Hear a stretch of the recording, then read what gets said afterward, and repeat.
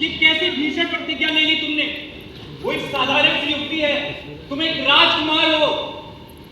अरे मेरी मेरी बात सुनो शाश्वत, शाश्वत मेरी बात, शाश्वत मेरी बात सुनो। राजकुमार ने प्रण कर लिया। उसके बाद दोनों मित्र राजमहल पहुंचे। वहां पहुंचकर शाश्वत स्वप्ना की प्रेमाभिलाषा में पूरी तरह डूब गए। कुछ विचलित और व्यथित रहने लगे। पिता से पुत्र की परेशानी नहीं देखी गई और एक दिन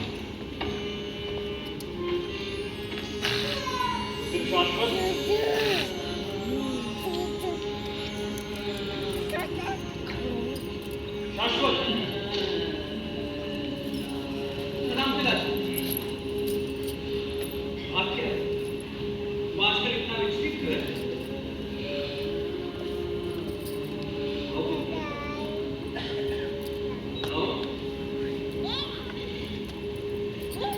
पुत्र शाश्वत चाहकर भी अपने पिता से कुछ न कह पाए तो राजा ने अंगद को अपने पास बुलाया। प्रणाम महाराज।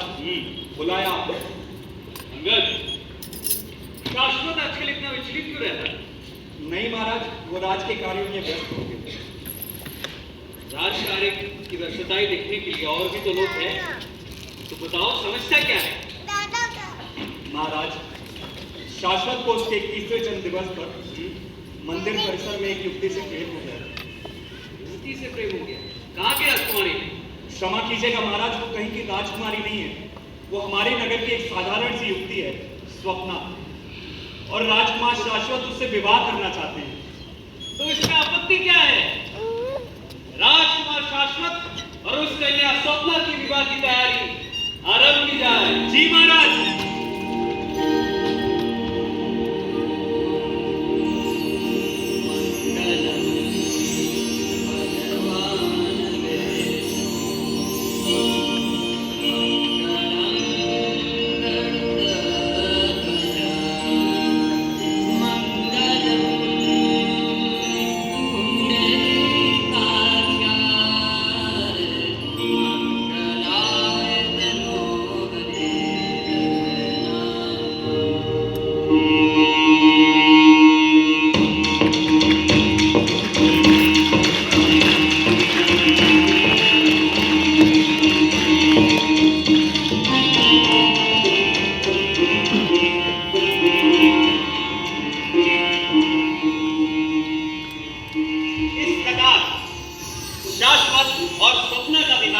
संपन्न हुआ और दोनों के सुखी दाम्पत्य जीवन का आरंभ हुआ।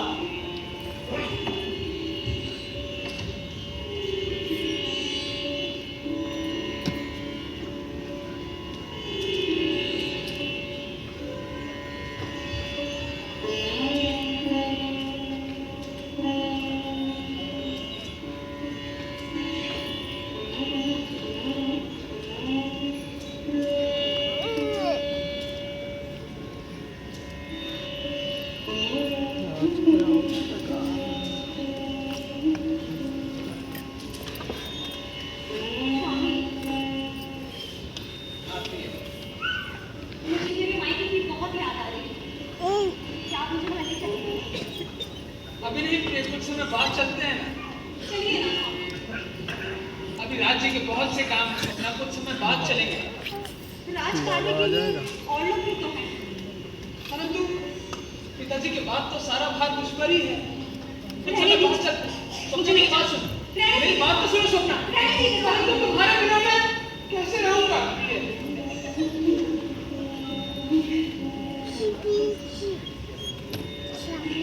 स्वामी, कुछ दिनों की तो बात है। हमें शीघ्र वापस आओ। चलिए ना।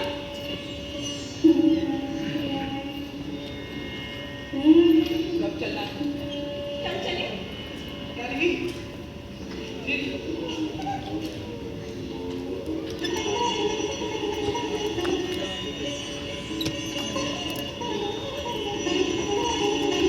अगले दिन सुबह शाश्वत और अंगद स्वप्ना को उसके मायके छोड़ने गए और रास्ते में शाश्वत को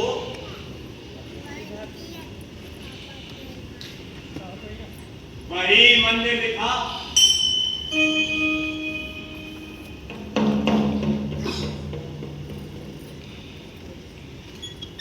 अंगद, आप लोग यही प्रतीक्षा करें, मैं देवी के दर्शन करके आता हूँ। ठीक है मित्र।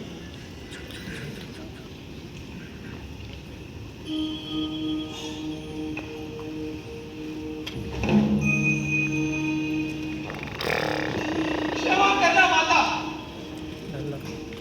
मैं अपना लिया हुआ प्रण भूल गया था, किंतु अब मुझे वो प्रण याद हो आया है और अब मैं अपना सिर आपके चरणों में अर्पित करने में तनिक भी विलंब नहीं करूंगा।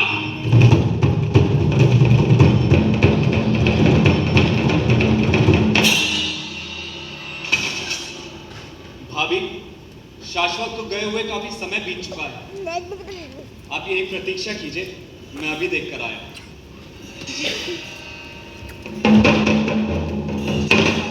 शाश्वत जी, क्या हुआ?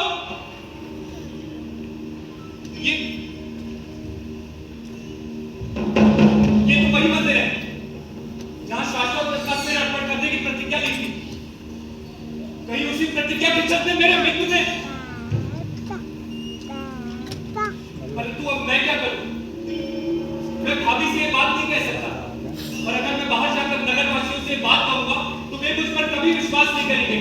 उन्हें तो यही लगेगा कि मैं शाश्वत की पत्नी पर मुक्त हो गया था और इसीलिए मैंने अपने मित्र की हत्या कर दी। नहीं मित्र, मैं हमारी इस मित्रता पर यह कलंक नहीं लगने दूंगा। अब मैं भी अपने प्राण त्याग दूंगा।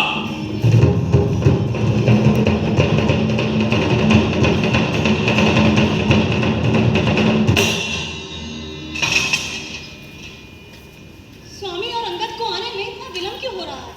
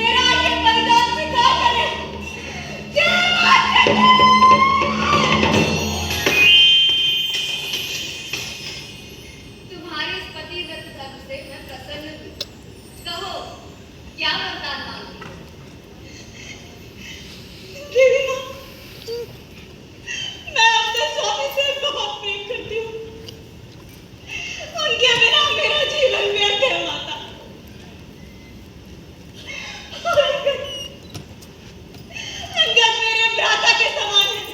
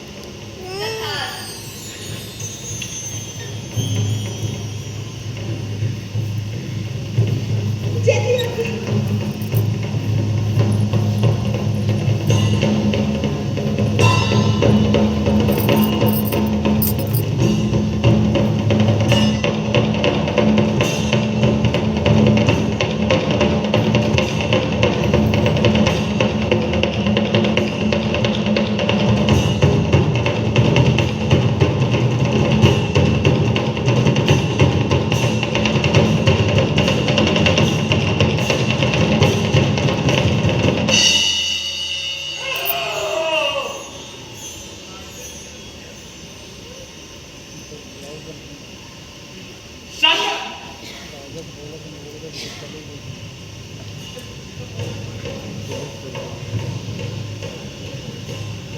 शाश्वत अंगद शाश्वत शाश्वत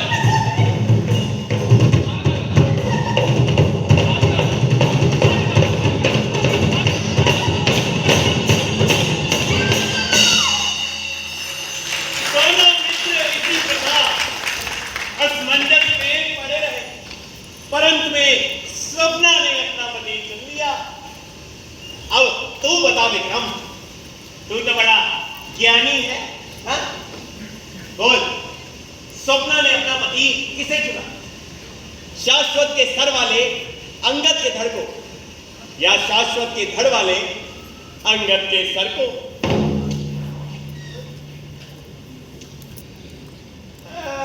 बोल बोल, आराम से बोल। तो सुनो बेटा, राजवधु ने राजकुमार के सिर जुड़े शरीर को अपना पति स्वीकार किया। क्यों बोला? शरीर से क्या होता है बेटा? महत्व तो मस्तिष्क का होता है, क्योंकि उसी से सोच विचार करके मनुष्य अपने रिश्ते नाते स्थापित करता है। मस्तिष्क से तो मंत्री को उसे अपनी धनी समझता है, और मस्तिष्क से ही राजपुत्र ने उसे अपनी पत्नी बनाया। संबंध शरीर नहीं, मस्तिष्क बनाता है। तो सचमुच ज्ञानी निकला विक्रम है, पर तू मेरी एक शर्त भूल गया। मैं चला।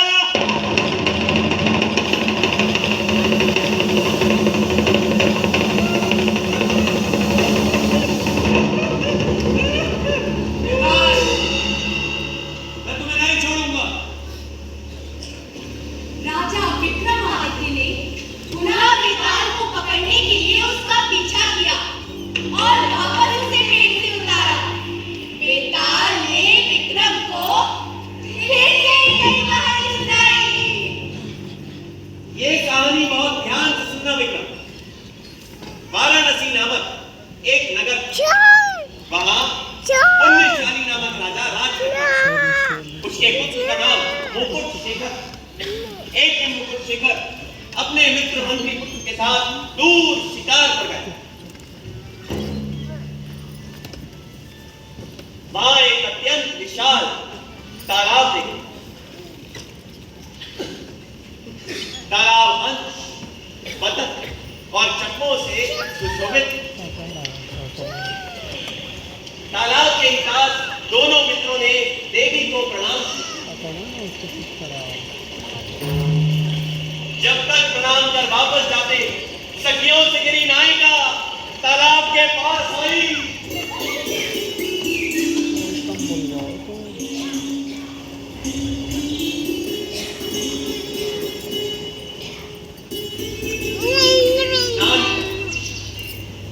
गौरी आदि का पूजन। जब तक वापस जाती, राजकुमारी ने राजकुमार को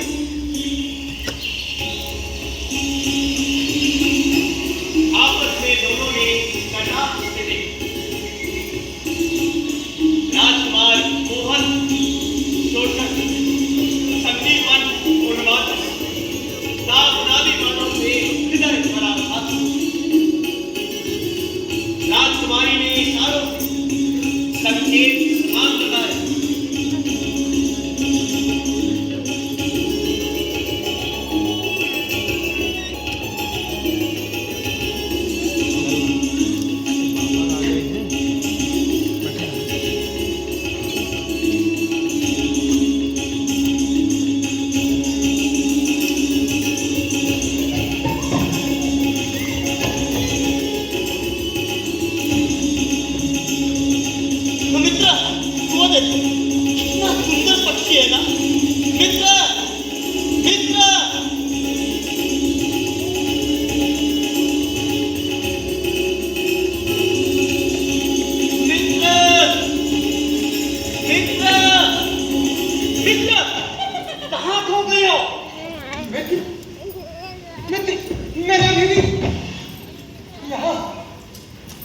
एक अत्यंत सुंदर युवती देखी जिसे देखकर मैं मन मुग्ध हो गया।